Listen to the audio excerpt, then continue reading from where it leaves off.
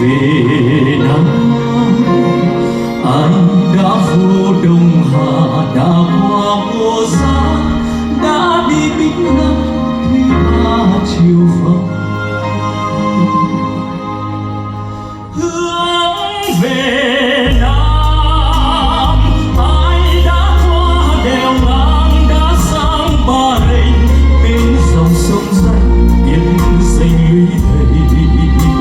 Giờ đây lửa cháy ngút trời, máu nhuộm đồng xanh.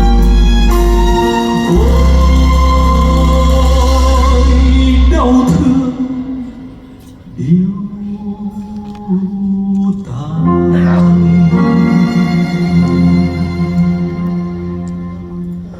Hãy lắng một trên thôn xóm, gạt trắng phen rạng màu hoen, dâng lành yên vui dập lên tàn xa.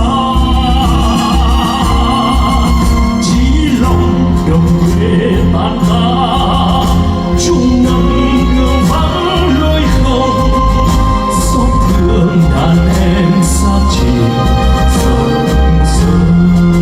Anh còn giữ cái thẻ ban tổ chức không? Làm trái Đem đi. héo khô Đi đâu? Không đi đâu đông rồi. nương Chụp được, chụp được. nồng hơi xuống xa tóc còn đâu bóng xanh. Sao mà phải phù phiếm? Nhà thiếu đến chưa tới, người đi lòng buồn sôi cháy.